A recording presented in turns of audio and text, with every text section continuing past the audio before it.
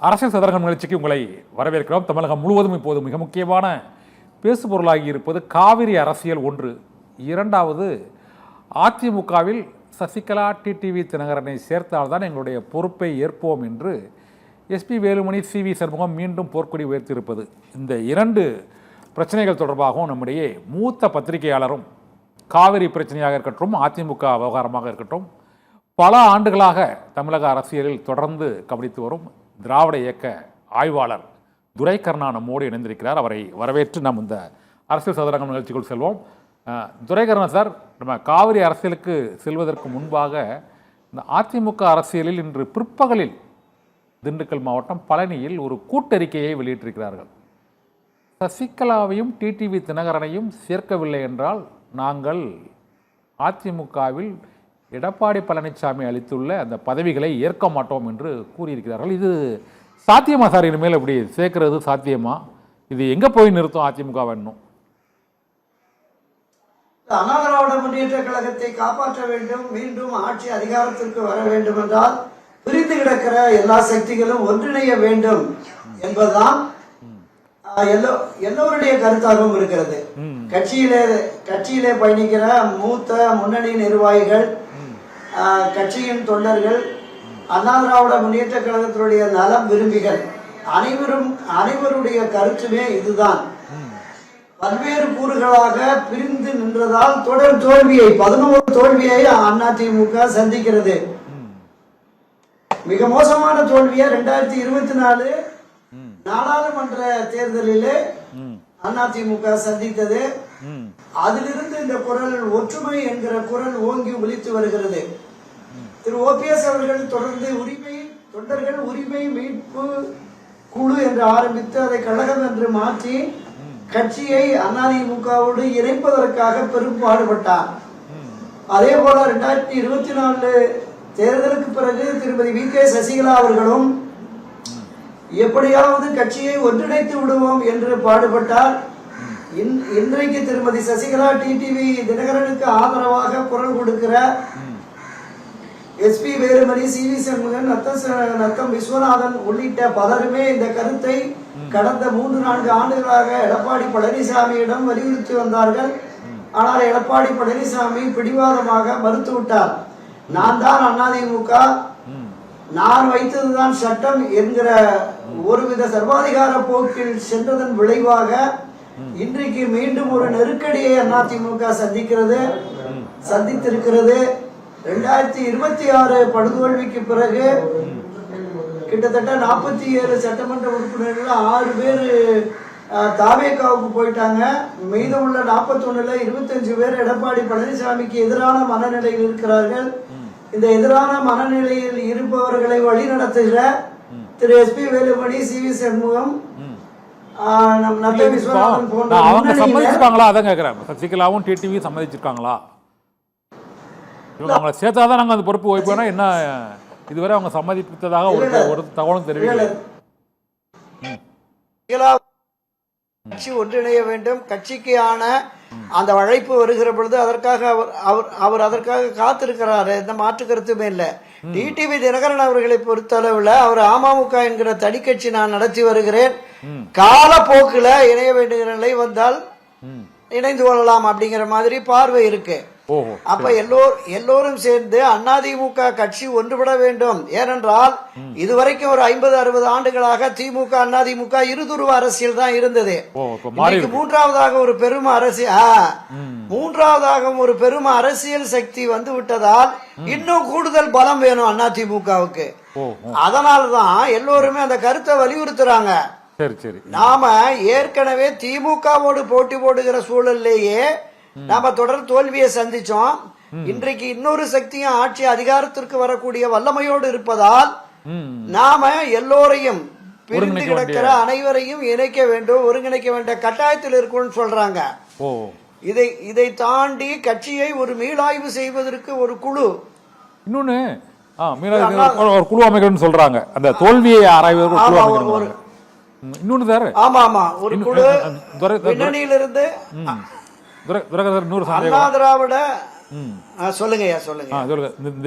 இந்த குழு அமைக்கணும். சசிகலா டிடிவி தினகரன் இணையணும் அப்படிங்கிறாங்க.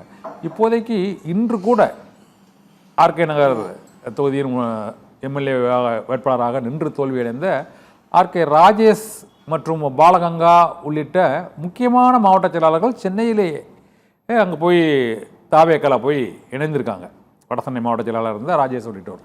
இதே போல் பல மாவட்டங்களிலும் இது போல் அந்த நிர்வாகிகள் பெரிய அளவில் தாவேக்காவுக்கு இடம்பெயர்ந்த சூழ்நிலையில் அந்த மீண்டும் அதிமுகவை அந்த மீளுருவாக்கம் செய்வதற்கு, அந்த பழைய வலிமையை பெறுவதற்கு சசிகலா டிடிவி தினகரன் வந்தால் தான் முடியும்னு நினைக்கிறீங்களா சார்? ஓபிஎஸ் வேண்டாமா? இல்லை, அதாவது கண்ணன் உங்களுக்கு தெரியும், அரசியல்ல தேர்தல் அரசியல் என்று வந்துவிட்டால் ஒவ்வொரு வாக்கும் மிக மிக முக்கியம். டெல்டா திருச்சிக்கு தெற்க டெல்டா மாவட்டம் உட்பட தென் மாவட்டங்களில் 100க்கும் மேற்பட்ட தொகுதிகளில் அண்ணா திராவிட முன்னேற்ற கழகம் பெரும் தோல்வியை சந்தித்திருக்கிறது. அந்த பகுதிகளில் திரு டிடிவி தினகரனுக்கும் திருமதி சசிகலா அவர்களுக்கும் கணிசமான ஆதரவு இருக்கிறது. அந்த சமுதாய ஆதரவை தாண்டி பொதுவெளிகளில் மக்கள் மத்தியிலும் அண்ணா திராவிட முன்னேற்ற கழகத்தின் நலம் விரும்பிகளின் மத்தியிலும் ஆதரவு இருக்கிறது. எனவே அது ஒரு வலிமை சேர்க்கும். இப்படி ஒற்றுமையாக இருக்கிறார்கள், இந்த அதிமுக இனி வெற்றி பெறுவதற்கு வாய்ப்பு இருக்கிறது என்கிற கருத்தாக்கம் வாக்காளர்கள் மத்தியில, பொதுமக்கள் மத்தியில் ஒரு சந்தேகம் இருக்காது. இபிஎஸ் ஆதரவாளர்களுக்குரிய சந்தேகமா இருந்தாலும் சரிதான். இதற்கு முன்பு மறைந்த முதலமைச்சர் ஜெயலலிதா இருக்கும் பொழுது இதே இணைக்க வேண்டும் என்று கூறப்பட்ட வி.கே. சசிகலா, டிடிவி தினகரன் அவர்களுடைய ஆதிக்கம் மிகப்பெரிய அளவில் இருந்ததாலும் எம்எல்ஏ எம்பிக்கள் அவர்கள் கைகாட்டும் நபர்கள் தான் இந்த சீட்டுகளே கொடுக்க முடியும் என்ற சூழ்நிலை இருந்ததால் தான் ஒரு எதிர்ப்பு உருவாகி இதே சிவி சண்முகம் மற்றும் இபிஎஸ் ஆகியோர் ஒரு தனிப்பட்ட ஒரு அமைப்பை ஏற்படுத்தினார்கள். மீண்டும் அவர்கள் வந்தால் இவர்களால் சமாளிக்க முடியுமா? இப்போது அதே சிவி சண்முகம், எஸ்பி வேலுமணி மீண்டும் அவர்கள் வர வேண்டும் என்று கூறுகிறார்கள். அதற்கு என்ன பின்னணி அப்படின்னு நினைக்கிறீங்க? அரசியலில் திருமதி சசிகலா டிடிவி தினகரன் அவர்களுடைய ஆதிக்கம் அண்ணா திராவிட முன்னேற்ற கழகத்தில் இருந்தது 100% உண்மை. இன்றைக்கு அண்ணா திராவிட முன்னேற்ற கழகத்தில் இருக்கிற இபிஎஸ் உட்பட பலருமே அவர்களுடைய தயவால் தான் எம்பி, எம்எல்ஏ, மந்திரி, வாரிய தலைவர் என்று பல்வேறு பொறுப்புகளில் வந்தார்கள். அது எந்த காலகட்டம்? மரியாதைக்குரிய செல்வி ஜெயலலிதா அவர்கள் இருந்த பொழுது மறைந்த முதலமைச்சர் ஜெயலலிதாவாலேயே அவங்கள கண்ட்ரோல் பண்ண முடியல அப்படிங்கிற விமர்சனமும் இருந்தது. அதை ஏத்துக்கிறீங்களா? இல்ல இல்ல இல்ல, கண்ட்ரோல் பண்ண முடியலன்னு இல்ல. கட்சி வளர்ச்சிக்கு ஆட்சியினுடைய செயல்பாடுகளுக்கு அவர்கள் துணை நிற்கிறார்கள். அவர்களால் நேரடியாக செல்வி ஜெயலலிதா இந்த பின்னணி யார் என்ன என்கிற பின்னணியை ஆராய முடியாத சூழல் இருந்ததால் இவர்கள் பொறுப்பில் விட்டார்கள். இவர்கள் பல்வேறு பகுதிகளுக்கு சென்று பல்வேறு மண்டல வாரியாக ஆட்களை நியமித்து இவர்கள் சரியானவர்கள் என்று சொன்னதன் அடிப்படையில் ஒரு சிலரை நேரடியாகவே செல்வி ஜெயலலிதா நியமித்தார். பல பேரை திருமதி சசிகலா அவர்களும் டிடிவி தினகரன் அவர்களும் அவருடைய குடும்பத்தாரும் தான் அவர்களுடைய பின்னணியை விசாரித்து இந்த பொறுப்புகளுக்கு பதவிகளுக்கு நியமித்தார்கள் என்பது வரலாற்று பதிவு. அது எல்லோருக்குமே தெரியும். இன்னைக்கு அதிமுக பயணிக்கிறது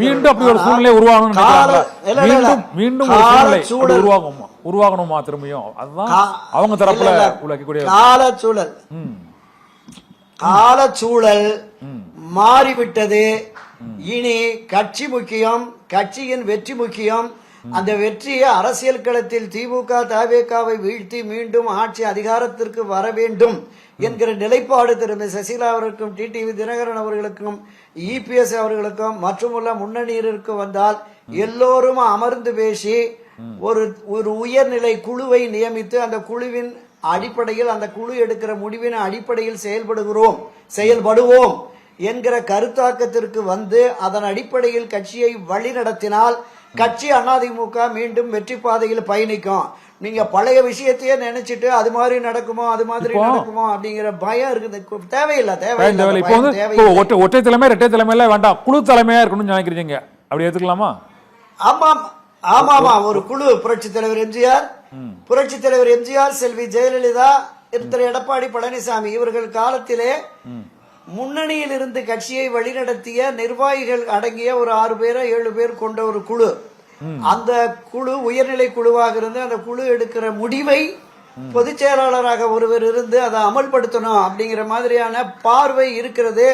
அதுதான் சரியாக இருக்கும். ஒற்றை தலைமை என்பது இந்த கட்சியை நிறுவிய புரட்சி தலைவர் எம்ஜிஆர், மரியாதைக்குரிய செல்வி ஜெயலலிதா ஆகியோரோடு போய்விட்டது. அடுத்து வந்த இரட்டை தலைமை வெற்றிகரமாக கட்சியை செலுத்த முடியவில்லை என்பதால் மீண்டும் ஒற்றை தலைமை என்று எடப்பாடி பழனிசாமி வந்து அந்த ஒற்றை தலைமையின் செயல்பாடுமே இன்றைக்கு கட்சியை மிக அதல பாதாளத்திற்கு கொண்டு சென்று விட்டது.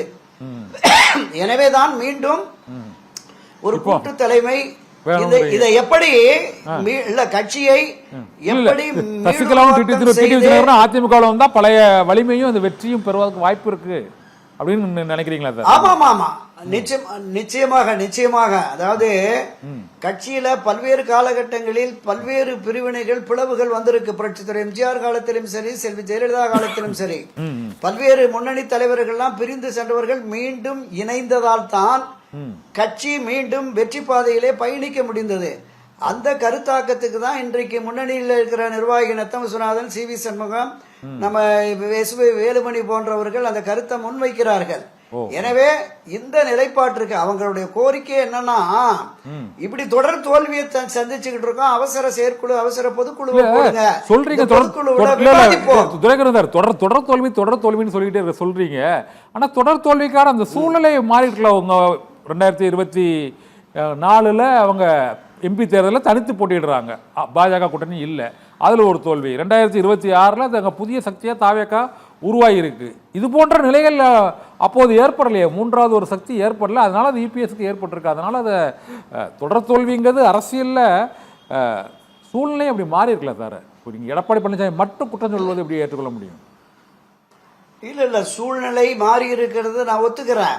2021 ஆட்சி அதிகாரத்திற்கு வர முடியாத அளவுக்கு சட்டப்பேரவையில் ஒரு பெரும் தோல்வி. 2024 நாடாளுமன்ற தேர்தலில் ரெண்டுக்கு நான் ஒரு காரணம் சொல்றேன். 2021 தோல்விக்கு 10 ஆண்டுகள் அதிமுக ஆட்சியில் இருந்தது. மறைந்த முதலமைச்சர் ஜெயலலிதாவின் மறைவு, அதற்கு பிறகு கட்சியில் ஏற்பட்டுள்ள பிளவுகள், இதனால் 2021 தோல்வி 1. 2024 ஒரு தோல்வி சொல்றீங்க. 2024 பாஜக கூட்டணி இல்லாமல் தனித்து போட்டிடுறாங்க, அதனால ஒரு தோல்வி. 2026 விஜய், இதுக்கு அவரை மட்டுமே பொறுப்பு அப்படி சொல்ல முடியும்னு நான் கேட்கிறேன். இல்ல, கட்சியை தலைமை பொறுப்பேற்று வழி நடத்துகிறவருக்கு ஒரு தனி திறன் வேணும், வியூகம் வகுக்கக்கூடிய சக்தி, ஆற்றல் வேண்டும், ஒரு தலைமை பண்பு வேண்டும். அது இல்லாததால் தான் இந்த தோல்விங்கிறதா என்னுடைய குற்றச்சாட்டு. கண்ணன், நீங்க ஒரு அரசியல் இயக்கத்துல நான் தொடக்கத்துல சொன்னேன்ல, புரட்சி தலைவர் எம்ஜிஆர் ஒரு தொடர் வெற்றியை யார்கிட்ட இருந்து வெற்றியை பெற்றாரு? அரசியல் களத்துல மிகப்பெரிய சாணக்கியன், அரசியல் ராஜதந்திரி என்று பேசப்பட்ட மரியாதைக்குரிய கலைஞர் கருணாநிதியை 3 தேர்தலில் 77, 80, 84 ஒரு ஆட்சிக்கு வெற்றியை பெற்று 10-11 ஆண்டுகள் இந்த தமிழ்நாட்டை ஆண்டவர் புரட்சி தலைவர் எம்ஜிஆர். எவ்வளவு பெரிய இயக்கம். செல்வி ஜெயலலிதா அவர்களுமே தோற்றார்கள். 96 ஒரு பெரும் தோல்வி. 2001 ஆட்சிக்கு வந்துட்டாங்க. 2016 மீண்டும் ஆட்சி. அப்ப ஒரு தொடர் வெற்றியை கொடுத்துட்டு போனாரு. இவர் தொடர் தோல்வியை கொடுக்கிறாங்க தானே. இவருடைய அணுகுமுறை எப்படி இருக்குன்னு பாருங்கிறேன். நான் என்ன சொல்றேன், கருத்து மாறுபாடுகள் பிரிந்து சென்றவர்கள், விலகி சென்றவர்கள், விலக்கி வைக்கப்பட்டவர்களை கட்சியின் ஆளுமை மிக்க தலைவர்களான புரட்சி தலைவர் எம்ஜிஆர், செல்வி ஜெயலலிதா மீண்டும் அரவணைத்தாங்கல்ல, மீண்டும் கட்சியில சேர்ந்துக்கிட்டாங்கல்ல. நேற்று வரைக்கும் உங்களுடைய நிழலாக, உங்களுடைய வலக்கரமாக, இடக்கரமாக இருந்து இந்த கட்சியின் வளர்ச்சிக்காக பாடுபட்ட, உங்களை முதலமைச்சர் ஆக்கின, உங்களை எதிர்கட்சி தலைவர் ஆக்கின, உங்களை பொதுச் செயலாளரை உட்கார வச்ச தங்கமணி, வேலுமணி, சி வி சண்முகம், நத்த விஸ்வநாதன், நீங்க எடுத்த எல்லா முடிவுக்கும் தலையாட்டிட்டு இருந்த அந்த பேர், அந்த நபர்கள், அந்த பிரமுகர்கள், அந்த முன்னணி தலைவர்கள் இன்னைக்கு உங்களுக்கு எதிராக போர்க்கடி தூக்குறாங்கன்னா என்ன காரணம்? கட்சி தொடர் தோல்வி, கட்சியை வெற்றி பாதைக்கு அழைத்து செல்ல முடியாது இவரால் என்கிற கருத்தாக்கம் உருவானதுனாலதான் இந்த போர்க்குரல் வருகிறது. இதைத்தான் நான் சொல்றேன்.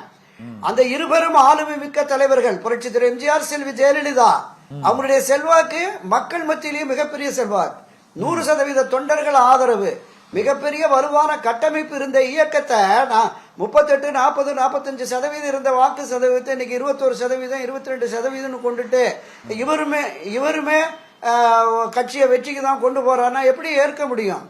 அதனாலதான் இந்த குரல் எழும்பி இருக்கிறது. அதனால வெளியில பிரிந்து சென்ற சக்திகள் ஒன்றிணைந்தால் மட்டும்தான், நான் தொடக்கத்துல குறிப்பிட்டது மாதிரி இன்னைக்கு இருவரும் சக்திகள் வந்துருச்சு. ஆட்சி அதிகாரத்தில் உள்ள தாவேகா, ஏற்கனவே ஆட்சியிலிருந்து விலகிய திராவிட முன்னேற்ற கழகம். அப்ப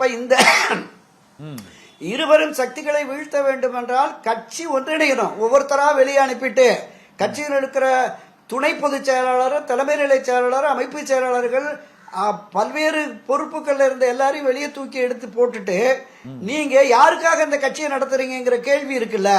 தொண்டர்கள் இருக்கிறாங்க கண்ணன், 1 கோடி 1.5 கோடி தொண்டர்கள் இருக்கிறாங்க. அந்த தொண்டர்கள் சோர்ந்து போய்விட்டார்கள். தொடர்ந்து தோல்வியை தருகிறாரே இவர், ஒரு சரியான மாற்று தலைமை வேண்டும் என்கிற கருத்தாக்க உருவாகிருச்சு. இன்றைக்கு அதிமுகவை விரும்புகிற, அதிமுகவை நேசிக்கிற நலம் விரும்பிகள் இந்த கட்சியை மீளுருவாக்கம் செய்வதற்காக பல்வேறு தரப்புல அரசியலை கடந்து பல்வேறு தரப்பில் இருப்பவர்கள் இதற்கான முயற்சியை எடுத்திருக்கிறார்கள். அந்த முயற்சிக்காவது திரு எடப்பாடி பழனிசாமி ஒப்புக்கொண்டு கட்சியை ஒரு மறு கட்டுமானம் செய்வதற்கு அவர் ஒப்புக்கொண்டால், இன்றைய முன்னணி தலைவர்கள் சொன்ன மாதிரி வெளியிலே இருக்கிற கட்சியில 35-38 ஆண்டுகளாக பயணித்த திருமதி சசிகலா, டிடிவி தினகரன் அவர்களையும் இணைத்துக் கொண்டு கட்சியை வெற்றி பாதைக்கு கொண்டு போகணுங்கிறாங்க. அது சரியான கருத்து என்பதா என்னுடைய பார்வை கண்ணன். சாத்தியமாகுமா சார் சீக்கிரமாவே? அது இப்போ பயிர் சொல்ல வேண்டியது டிடிவி சசிகலா அவங்க தரப்புல கருத்து வரல. நிச்சயமாக திரு எடப்பாடி பழனிசாமி இதை எப்படி எதிர்கொள்ள போகிறார் அப்படின்னு தெரியல. அதே மாதிரி இவர்கள் தொடர்ந்து அழைப்பு விடுத்துக்கிட்டு இருக்காங்க. என்ன நடக்க போகிறது என்பதை நாம பார்த்துக்கோம், பொறுத்து. ஆனா இன்னொரு முக்கியமான இந்த காவிரி அரசியல், இந்த அரசாவோட, தமிழக வெற்றி கழக அரசோட அணுகுமுறை சரியானதா நீங்க ஃபீல் பண்றீங்களா? முதல்ல நாங்கள் நேரடியாக போய் பேசுவோம். ரெண்டாவது நாங்கள் பேசுவதற்கு திமுக தான் முட்டுக்கட்டை போட்டு விட்டது என்று டிகே சிவகுமார் கூறியதற்கு திமுக குடும்பத்தினர் அங்கு நெருக்கமாக இருப்பதுதான் காரணம் என்று காங்கிரஸ் முதலமைச்சருக்கு திமுக நெருக்கமாக இருக்கிறது என்று கூறினார்கள். 2. மூன்றாவதாக அந்த காவிரி மேலாண்மை ஆணையம் உத்தரவிட்டபடி அந்த 15 நாட்களுக்கு 3500 கன அடி தண்ணீரை திறந்துவிட வேண்டும் என்பதும் ஏற்றுக்கொள்ளப்படவில்லை. இதனால் வழக்கு தொடர்வதும் கிட்டத்தட்ட 1 வாரம் தாமதமாக இன்றுதான் அந்த வழக்கு தொடரப்பட்டிருக்கிறது என்று கூறுகிறார்கள். 1. மூன்றாவதாக சிபிஐ, சிபிஎம், திமுக, அதிமுக தவிர அனைத்து கட்சிகள் உள்ளிட்ட அனைத்து கட்சிகளுமே அனைத்து கட்சி கூட்டத்தை கூட்ட வேண்டும் என்கிறார்கள். நீங்கள் பல அனைத்து கட்சி கூட்டத்தை பார்த்துருக்கிறீங்க. உண்மையிலே இந்த அனைத்து கட்சி கூட்டங்களில் என்ன பலன் ஏற்பட்டதுன்னு நினைக்கிறீங்க? இது இவங்க ஒரு புதுமையான அணுகுமுறையை கடைபிடிக்கிறது சரியா? நீங்க எப்படி பாக்குறீங்க இந்த பிரச்சனையில? கண்ணன், காவிரி நதிநீர் பிரச்சனையை பொறுத்தவரை அது 50-60 ஆண்டுகளாக நீண்டு கொண்டே போகிறது. கர்நாடக அரசின் பிடிவாத தன்மையால் தான் இந்த நிலை போகிறது. அதாவது கர்நாடக மாநிலத்திலே தேவராஜ அரசு, குண்டுராவ், ராமகிருஷ்ண ஹெக்டே போன்றவர்கள் முதலமைச்சராக இருந்தபோது தமிழ்நாட்டின் முதலமைச்சராக இருந்த மரியாதைக்குரிய புரட்சித் தலைவர் எம்ஜிஆர் அவர்கள் நேரடியாகவே சென்று அந்த முதலமைச்சரோடு பேசி தேவையான நீரை பெற்று வந்தார் என்பது வரலாற்று பதிவு. இவர்கள் மூவரிடமும் ஒரு இணக்கமான உணர்வு கர்நாடக அரசோடு புரட்சித் தலைவர் எம்ஜிஆர் அவர்களுக்கு இருந்தது. மரியாதைக்குரிய திரு கருணாநிதி அவர்களும் பல முறை கர்நாடக அரசோடு பேச்சுவார்த்தை நடத்தியிருக்கிறார். இங்கிருந்து அன்றைய அமைச்சர் துரைமுருகனும் போயிருக்கிறாரு. அரசு ரீதியாகவும் அரசியல் ரீதியாகவும் முதலமைச்சர்கள் மட்டத்திலும் அதிகாரிகள் மட்டத்திலும் 40-50 ஆண்டுகளாக பேச்சுவார்த்தை நடத்தி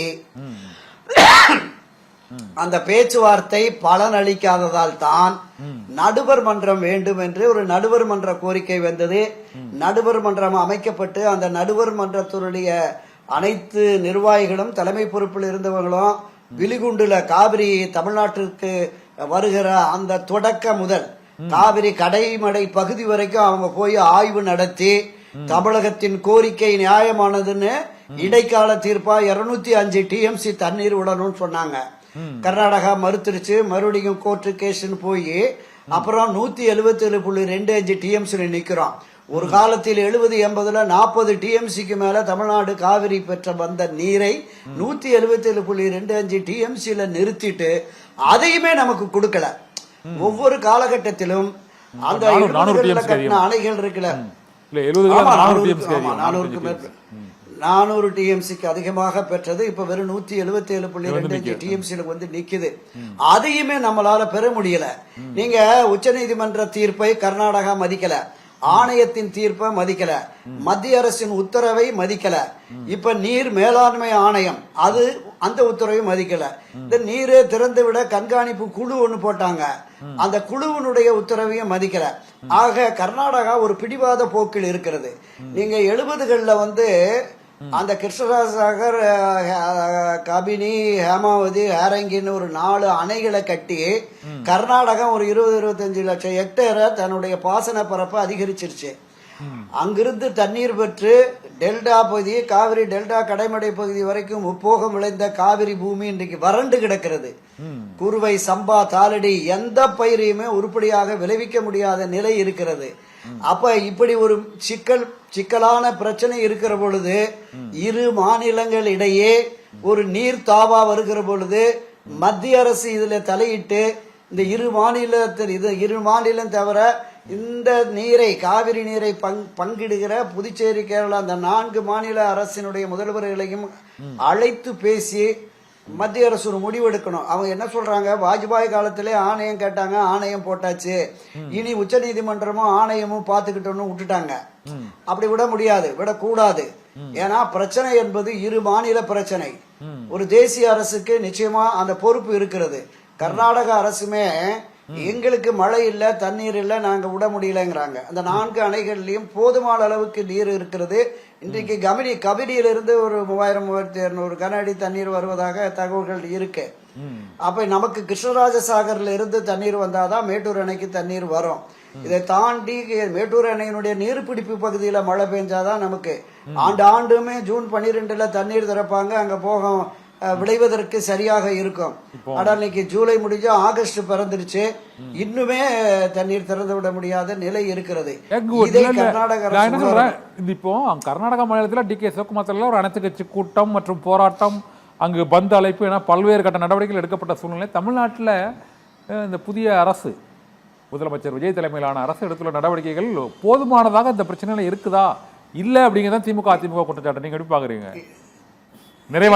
சரியான கருத்து தான். என்னன்னா, நீங்க மேகதாது அணை கட்டக்கூடாதுன்னு ஒரு தீர்மானம் போட்ட போது எதிர்க்கட்சி தலைவர் உட்பட எடப்பாடி பழனிசாமி உட்பட எல்லோருமே பேசினாங்க. ஒரு அனைத்து கட்சி கூட்டத்தை போடுங்க, தமிழகத்தினுடைய அனைத்து சட்டமன்ற உறுப்பினர்களும் அனைத்து நாடாளுமன்ற உறுப்பினர்களும் பிரதமரை சந்திச்சு நம்ம வலியுறுத்துவோம், கோரிக்கை கொடுப்போம். தண்ணீரை விடமாட்டேன் என்று சொல்லுகிற கர்நாடகா எல்லா முயற்சி எடுக்குது. அனைத்து கட்சி கூட்டம், அமைச்சரவை கூட்டம் எல்லா முயற்சி எடுக்குது. நாம் கேட்டு பெற வேண்டிய நிலையில் இருக்கிற நாம அதை முன்னெடுக்கணும். நீங்க சட்டமன்றத்தில் அந்த தீர்மானம் போட்ட மறுநாளே அனைத்து கட்சி கூட்டத்தை கூட்டி ஒரு அப்பீல் கொடுத்திருக்கணும். எல்லா தமிழக அரசுக்கு புதிய அமைச்சர்கள், புதிய முதலமைச்சர்கள் உங்களுக்கு ஒரு தயக்கம் இருக்கு. எல்லாமே சீனியரா இருக்கிறாங்க, நம்ம ரொம்ப ஜூனியரா இருக்கிறோம், நம்ம ஒரு அனைத்து கட்சி கூட்டத்தை போடணுமான ஒரு தயக்கம் இருக்குதோ உங்களுக்கு? இல்ல நான் என்ன கேக்குறேன், திராவிட முன்னேற்ற கழகத்தில் இருந்த அதே அதிகாரிகள் தானே இங்கேயும் இருக்கிறாங்க, இப்பவும் இருக்கிறாங்க.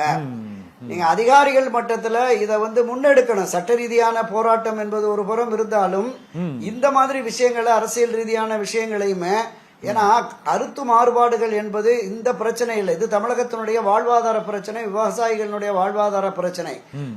இந்த பிரச்சனையில கட்சி மாச்சரியங்களை கடந்து எல்லோரும் ஒன்று சேர்ந்து இந்த அனைத்து கட்சி கூட்டத்தை கூட்டி எல்லோருமே போய் பிரதமரை சந்திச்சு, ஆணையத்தை சந்திச்சு, நீதிமன்றத்தில் முறையிட்டு போதிய அளவுக்கு நீர்களை பெற வேண்டும். அதற்கான முன்முயற்சியை தாவேகாவுக்கு ஆட்சி அதிகாரத்தில் இருக்கிறதுனால கூடுதல் கடமை இருக்கிறது.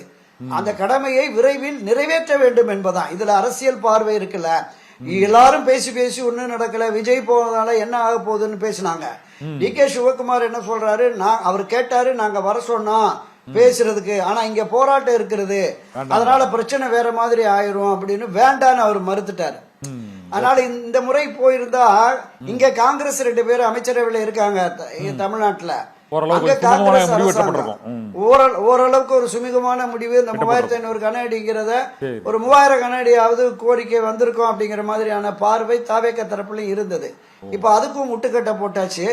இது என்ன அடுத்த கட்ட நடவடிக்கை என்பதை திரு விஜய் தலைமையிலான இந்த அரசாங்கம் முன்முயற்சி எடுத்து காவிரி நீரை பெறுவதில் முனைப்பு காட்ட வேண்டும். ஓகே சார், நன்றி சார். இந்த காவிரி அரசியல் தொடர்பாகவும் அதிமுகவில் எதிர்காலம் குறித்தும் பல்வேறு கருத்துக்களை நம்மளோடு இணைந்து பயந்து கொண்ட துரைக்கண்ணன் சாருக்கு மிக்க நன்றி.